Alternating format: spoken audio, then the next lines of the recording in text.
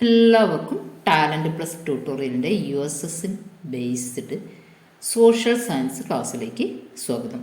Social സയൻസിലെ first chapter 7th സ്റ്റാൻഡേർഡിലെ first ചാപ്റ്ററായ മെഡീവൽ ഇന്ത്യ അഥവാ മധ്യകാല ഇന്ത്യ, ഈ ഭാഗത്ത് വരാൻ സാധ്യതയുള്ള കുറച്ച് ക്വസ്റ്റ്യൻസാണ്, നമ്മുടെ USSന് വരാൻ സാധ്യതയുള്ള കുറച്ച് ക്വസ്റ്റ്യൻസാണ് പഠിക്കാൻ പോകുന്നത്. USS പരീക്ഷ നടക്കുന്നത് എങ്ങനെയായിരിക്കും എന്നൊക്കെ നിങ്ങൾക്ക് എല്ലാവർക്കും അറിയുന്ന കാര്യമായിരിക്കും.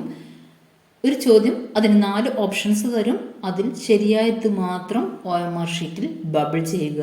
അതൊക്കെ നമുക്ക് കാലക്രമേണ പഠിക്കാം, അല്ലെങ്കിൽ നിങ്ങൾക്ക് ഇപ്പോഴേ തന്നെ സ്കൂളിൽ നിന്ന് അതിനെപ്പറ്റിയുള്ള എല്ലാ വിവരങ്ങളും നൽകിയിട്ടുണ്ടാകും. ഓക്കെ, നമുക്ക് വേഗം ചോദ്യങ്ങളിലേക്ക് പോകാം. വളരെ പ്രധാനപ്പെട്ട ചോദ്യങ്ങളാണ്, എല്ലാവരും പഠിച്ചിരിക്കുക. USS എക്സാമിന് മാത്രമല്ല, നമ്മുടെ ജീവിതത്തിൽ നമ്മൾ കടന്നു പോകുന്ന മത്സര പരീക്ഷകളിൽ എവിടെയും ചോദിക്കാൻ സാധ്യതയുള്ള ചോദ്യങ്ങളാണ് നിങ്ങൾ പഠിച്ചുകൊണ്ടിരിക്കുന്ന 5ാം ക്ലാസ് മുതൽ ഉള്ള പാഠപുസ്തകങ്ങളിലെ ചോദ്യങ്ങൾ. അതുകൊണ്ട് നിങ്ങൾ കാര്യമായിട്ട്, അതായത് വളരെ കൃത്യമായിട്ട് വേണം നിങ്ങളുടെ പഠനം മുന്നോട്ട് കൊണ്ടുപോകാൻ. ഏതൊരു മത്സര പരീക്ഷയ്ക്കും ബേസ് ആയിട്ട് വരുന്നത് നമ്മുടെ സ്കൂൾ പാഠപുസ്തകങ്ങൾ തന്നെയാണ്. 5 മുതൽ തുടങ്ങുന്ന സ്കൂൾ പാഠപുസ്തകങ്ങൾ. 5ന് മുന്നിലോട്ട് അങ്ങനെ ഇല്ല എന്ന് പറയുന്നില്ല, എങ്കിൽ പോലും 5ാം ക്ലാസ്സിന് ശേഷമുള്ള എല്ലാ പാഠപുസ്തകങ്ങളും നിങ്ങൾ കൃത്യമായിട്ട് പഠിക്കുക, കൃത്യമായിട്ട് ഫോളോ ചെയ്യുക. മൊബൈൽ ഫോൺ യൂസേജ് കുറയ്ക്കുക. അതേപോലെ തന്നെ നിങ്ങളുടെ ടൈം വേസ്റ്റ് ചെയ്യുന്ന കാര്യങ്ങൾ പരമാവധി ഒഴിവാക്കുക. ഓക്കെ, എങ്കിൽ മാത്രമേ നിങ്ങൾക്ക് നിങ്ങളുടെ ജീവിതത്തിൽ വിജയം കൈവരിക്കാൻ സാധിക്കുകയുള്ളൂ. അധികം ഒന്നും പറയുക, നമുക്ക് ആദ്യത്തെ ചോദ്യത്തിലേക്ക് പോകാം. Where does the Prime Minister hoist the national flag on Independence Day? സ്വാതന്ത്ര്യ ദിനത്തിൽ പ്രധാനമന്ത്രി ദേശീയ പതാക ഉയർത്തുന്നത് എവിടെയാണ്? എന്നാണ് സ്വാതന്ത്ര്യദിനം? ഓഗസ്റ്റ് 15. ആ ദിവസം പ്രധാനമന്ത്രി എവിടെയാണ് പതാക ഉയർത്തുന്നത്? നാഷണൽ ഫ്ലാഗ് എവിടെയാണ് ഉയർത്തുന്നത് എന്നാണ് ചോദിച്ചത്. ഉത്തരം റെഡ് ഫോർട്ട്. റെഡ് ഫോർട്ട് എവിടെയാണ്? ഡൽഹിയിലാണ്. ഡൽഹിയിലെ ചെങ്കോട്ടയിലാണ് സ്വാതന്ത്ര്യ ദിനത്തിൽ പ്രധാനമന്ത്രി ദേശീയ പതാക ഉയർത്തുന്നത്. ഇപ്പോഴത്തെ പ്രൈം മിനിസ്റ്റർ ആരാണെന്ന് ചോദിച്ചാൽ അത് നരേന്ദ്രമോദിയാണ്. എല്ലാവർക്കും അതറിയാമല്ലോ. അതേപോലെ തന്നെ നമ്മുടെ മുഖ്യമന്ത്രി ആരാണെന്ന് ചോദിച്ചാൽ പിണറായി വിജയൻ. നെക്സ്റ്റ് ക്വസ്റ്റ്യൻ നോക്കാം. During whose reign was the Red Fort built? ആരുടെ ഭരണകാലത്താണ് റെഡ് ഫോർട്ട് പണി കഴിപ്പിച്ചത്? ചെങ്കോട്ട പണി കഴിപ്പിച്ചത് ആരുടെ ഭരണകാലത്താണ്? ഷാജഹാന്റെ ഭരണകാലത്താണ്. മുഗൾ ചക്രവർത്തിയായിരുന്ന ഷാജഹാന്റെ ഭരണകാലത്താണ് ചെങ്കോട്ട പണി കഴിപ്പിച്ചത്. നെക്സ്റ്റ് ക്വസ്റ്റ്യൻ വരുന്നത്, the capital of Vijayanagara. Vijayanagara സാമ്രാജ്യത്തിന്റെ ക്യാപിറ്റൽ ഏതാണെന്നാണ് ചോദ്യം. ഉത്തരം ഹംപി. ഹംപിയാണ് വിജയനഗര സാമ്രാജ്യത്തിന്റെ ക്യാപിറ്റൽ.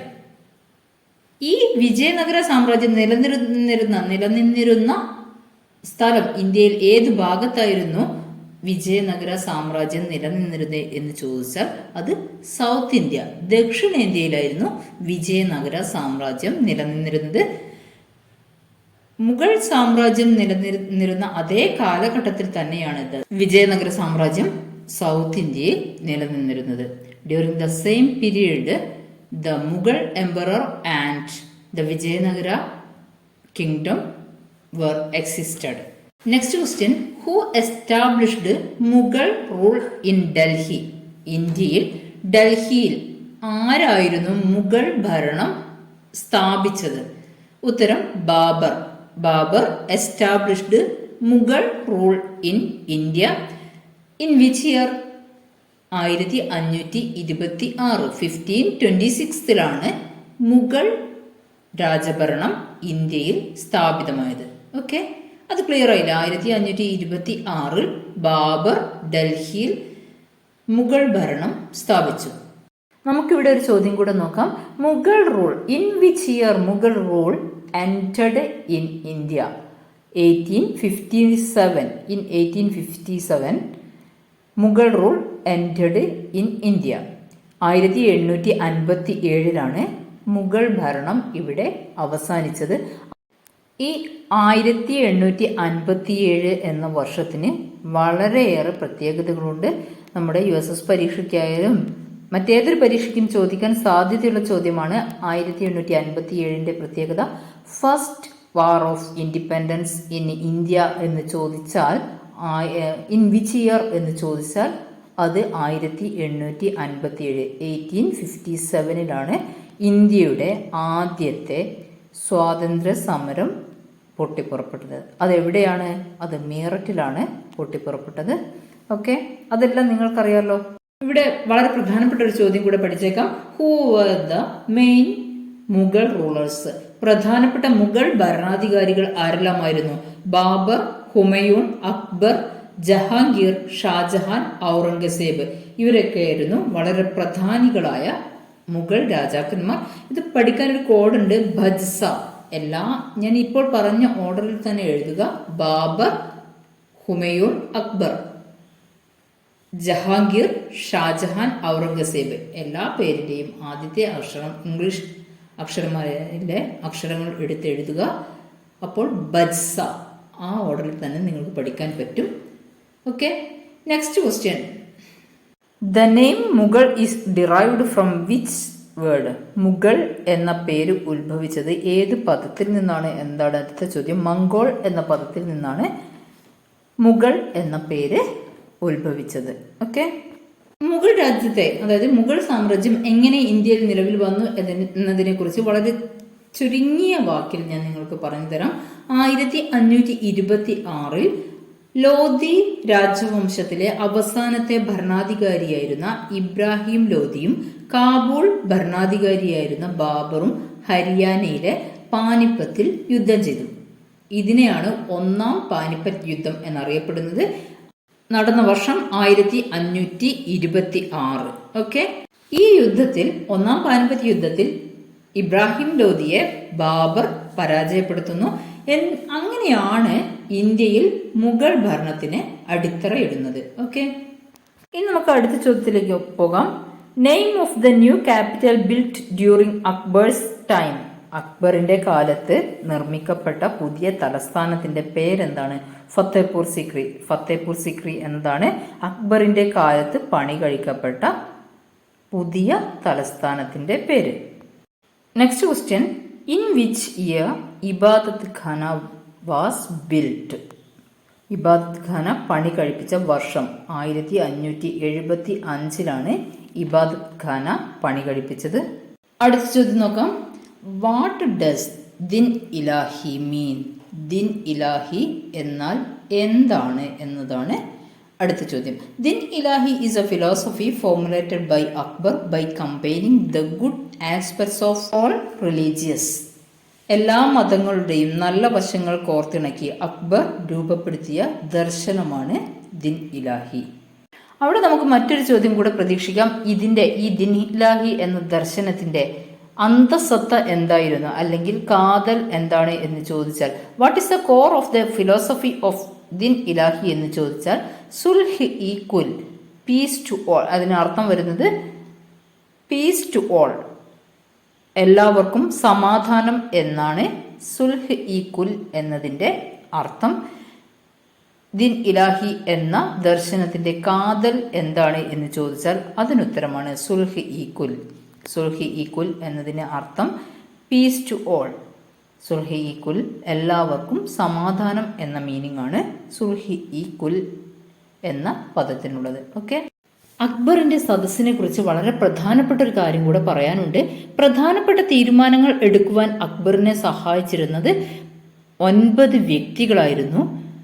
അവരെ നവരത്നങ്ങൾ എന്നാണ് അറിയപ്പെട്ടത്. അത് ആരൊക്കെയാണെന്ന് നോക്കാം. രാജ ബീർബൽ, മിതാൻ താൻസൻ, അബുൽ ഫസൽ, ഫൈസി, രാജ മാൻസിംഗ്, രാജ തോഡർമാൻ, മുല്ലദോ പ്യാസ, ഫക്കീർ അസിയാദിൻ, അബ്ദുൾ റഹീം ഖാൻ ഐ ഖാന. ഇവരായിരുന്നു ആ 9 വ്യക്തികൾ. നമുക്ക് അവരുടെ ഓരോരുത്തരുടെയും പ്രത്യേകതകൾ എന്തൊക്കെയാണെന്ന് നോക്കാം. രാജ ബീർബൽ മഹേഷ് ദാസ് എന്നായിരുന്നു അദ്ദേഹത്തിന്റെ യഥാർത്ഥ പേര്. അദ്ദേഹം ആ സദസ്സിലെ മുഖ്യ ഉപദേശകനും വിദൂഷകനുമായിരുന്നു. നെക്സ്റ്റ് നമുക്ക് നോക്കാനുള്ളത് താൻസൻ. ഇദ്ദേഹമായിരുന്നു ഇദ്ദേഹമായിരുന്നു അക്ബറിന്റെ സദസ്സിലെ സംഗീതജ്ഞൻ. അബുൾ ഫസൽ ചരിത്രകാരനും ഫിലോസഫറുമായിരുന്നു, അതായത് ഹിസ്റ്റോറിയനും അതേപോലെ തന്നെ ഫിലോസഫറുമായിരുന്നു അബുൾ ഫസൽ ആയിരുന്നു താൻസൻ. ഫൈസി അക്ബറിന്റെ സദസ്സിലെ വളരെ പ്രധാനപ്പെട്ട അല്ലെങ്കിൽ പ്രശസ്തനായ കവിയായിരുന്നു ഫൈസി. രാജ മാൻസിംഗ്, അദ്ദേഹം അക്ബറിന്റെ ഏറ്റവും ശക്തനും വിശ്വസ്തനുമായ ജനറൽ മേജറായിരുന്നു. നെക്സ്റ്റ് നമുക്ക് നോക്കാനുള്ളത് രാജ തോഡർമാൻ ആണ്. രാജ തോഡർമാൻ ധനമന്ത്രിയായിരുന്നു. അക്ബറിന്റെ സദസ്സിലെ ധനമന്ത്രി ആരായിരുന്നു എന്ന് ചോദിച്ചാൽ രാജ തോഡർമാൻ. അവരിൽ പ്രധാനപ്പെട്ട വ്യക്തികളെ കുറിച്ചാണ് നമ്മൾ പഠിച്ചത്. അത് എന്തായാലും നിങ്ങൾ ഓർമ്മയിൽ വെക്കുക. കാരണം ബാക്കിയുള്ളവർ പ്രധാനികളല്ല എന്നല്ല ഞാൻ പറഞ്ഞത്. മുല്ലദോ പ്യാസയായിരുന്നു അടുത്ത വ്യക്തി. അക്ബറിന്റെ ഉപദേശകനായി പ്രവർത്തിച്ചത് മുല്ലദോ പ്യാസയായിരുന്നു. ഫക്കീർ അസിയാദ്ദീൻ, അദ്ദേഹം ഒരു സൂഫി മിസ്റ്റിക്കും അക്ബറിന്റെ ഉപദേശകനുമായിരുന്നു. അബ്ദുൾ റഹീം ഖാൻ ഐ ഖാന, അദ്ദേഹം ഒരു കവിയും അക്ബറിന്റെ കൊട്ടാരത്തിലെ ഏറ്റവും പ്രധാനപ്പെട്ട ദിവാൻമാരിൽ ഒരാളുമായിരുന്നു. അബ്ദുൾ റഹീം ഖാന ഐ ഖാന. അക്ബറിനെ കുറിച്ചുള്ള കുറച്ച് പോയിന്റ്, അക്ബറുമായി ബന്ധപ്പെട്ട കുറച്ച് വർഷങ്ങൾ പറയാം. നിങ്ങൾ എഴുതിയെടുത്ത് പഠിച്ചേ മതിയാവുള്ളൂ. മാൻസബ്ദാരി സമ്പ്രദായം രൂപീകരിച്ചത് 1570 അതേപോലെ തന്നെ ഹാൽദിഘട്ട് യുദ്ധം 1576 അക്ബറും റാണ പ്രതാപും തമ്മിലായിരുന്നു. രജപുത്ര രാജാവായ റാണ പ്രതാപും അക്ബറും തമ്മിൽ നടന്ന യുദ്ധമാണ് ഹാൽദിഘട്ട് യുദ്ധം 1576. ദിൻ ഇലാഹി സ്ഥാപിച്ചത് 1582. 1583 അക്ബർ പുറത്തിറക്കിയ കലണ്ടറിന്റെ പേരാണ് ഇലാഹി കലണ്ടർ. അക്ബറിന്റെ ശവകുടീരം സ്ഥിതി ചെയ്യുന്നത് ചോദിക്കാൻ സാധ്യതയുള്ളതാണ്. USS പരീക്ഷ മാത്രമല്ല, നമുക്ക് എവിടെയും ചോദിക്കാൻ സാധ്യതയുള്ള ചോദ്യമാണ്. സിക്കന്ദ്ര, ആഗ്രയിലെ സിക്കന്ദ്രയിലാണ് അക്ബറിന്റെ ശവകുടീരം സ്ഥിതി ചെയ്യുന്നത്. അക്ബർ നാമ രചിച്ചത് അബുൾ ഫസലാണ്. അക്ബർ നാമയുടെ മൂന്നാം ഭാഗം ഐൻ ഇ അക്ബരി എന്നതാണ്. അക്ബർ നാമയുടെ മൂന്നാം ഭാഗത്തിന്റെ പേരാണ് ഐൻ ഇ അക്ബരി. അക്ബർ നാമ രചിച്ചത് ആരാണ്? അബുൾ ഫസൽ. നമ്മൾ ദിൻ ഇലാഹിയെ കുറിച്ച് പറഞ്ഞപ്പോഴാണ് ഇത്രയും ഭാഗങ്ങളിലേക്ക് പോയത്. നമുക്ക് വീണ്ടും തിരിച്ചു വരാം. The name of memoir of Mughal sultan of Jahangir. ജഹാംഗീറിന്റെ ഓർമ്മക്കുറിപ്പിന്റെ പേരെന്ത് എന്താണ് ചോദ്യം? തുസിക്കി ജഹാംഗിരി. തുസിക്കി ജഹാംഗിരി എന്നതാണ് ജഹാംഗീറിന്റെ ഓർമ്മക്കുറിപ്പിന്റെ പേര്. Okay, next question. Who implemented Mansabdari? Mansabdari നടപ്പിലാക്കിയത് ആരാണ്?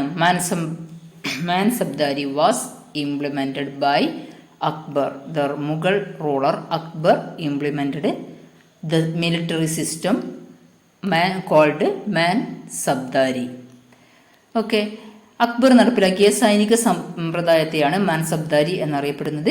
ഇതിന്റെ ലക്ഷ്യം എന്തായിരുന്നു? What was the motive behind the implementation of Mansabdari? During the Mughal period a strong army was needed to expand the kingdom as well as to maintain the expanded kingdom.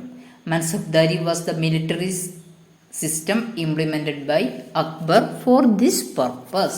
Mughal കാലഘട്ടത്തിൽ രാജ്യം വിപുലീകരിക്കുന്നതിനും വിപുലീകരിച്ച രാജ്യം നിലനിർത്തുന്നതിനും ഒരു ശക്തമായ സൈന്യം ആവശ്യമായിരുന്നു. ഇതിനായി അക്ബർ നടപ്പാക്കിയ സൈനിക സംവിധാനമാണ് മാൻസബ്ദാരി. ഒന്നുകൂടെ പറയാം. During the Mughal period a strong army was needed to expand the kingdom as well as to maintain the expanded kingdom. Mansabdari was the military system implemented by Akbar for this purpose. Mughal കാലഘട്ടത്തിൽ രാജ്യം വിപുലീകരിക്കുന്നതിനും വിപുലീകരിച്ച രാജ്യം നിലനിർത്തുന്നതിനും ശക്തമായ ഒരു സൈന്യം ആവശ്യമായിരുന്നു. ഇതിനായി അക്ബർ നടപ്പാക്കിയ സൈനിക സംവിധാനമാണ് മാൻസബ്ദാരി എന്ന പേരിൽ അറിയപ്പെടുന്നത്. Next question. Who was the French traveller visited India during Mughal period? Tavernier. Mughal ഭരണകാലത്ത് ഇന്ത്യ സന്ദർശിച്ച ഫ്രഞ്ച് യാത്രികനാണ് Tavernier. Next question. Who wrote Akbar Nama? Akbar നാമ എഴുതിയത് ആരാണ്? അബുൾ ഫസൽ. അബുൾ ഫസലാണ് അക്ബർ നാമ എഴുതിയത്. അബുൾ ഫസൽ ആരാണ്? അക്ബറിന്റെ രാജസദസ്സിലെ നവരത്നങ്ങളിൽ ഒരാളാണ് അബുൾ ഫസൽ. ഈ ചോദ്യത്തിനോട് കൂടെ തന്നെ പഠിക്കേണ്ട ഒരു ചോദ്യമാണ് who translated Mahabharata into Persian language. Mahabharatam Persian ഭാഷയിലേക്ക് ട്രാൻസ്ലേറ്റ് ചെയ്തത് ആരാണ്? ദാരാഷുക്കു ആണ് മഹാഭാരത പേർഷ്യൻ ഭാഷയിലേക്ക് വിവർത്തനം ചെയ്തത്. അപ്പോൾ അവിടെ ഒരു ചോദ്യം വരുന്നുണ്ട്, ഈ ദാരാഷുക്കു എന്ന ആൾ ആരുടെ പുത്രനാണ്? മഹാനായ ഷാജഹാന്റെ, ചക്രവർത്തിയായ ഷാജഹാന്റെ മകനാണ് ദാരാഷുക്കു.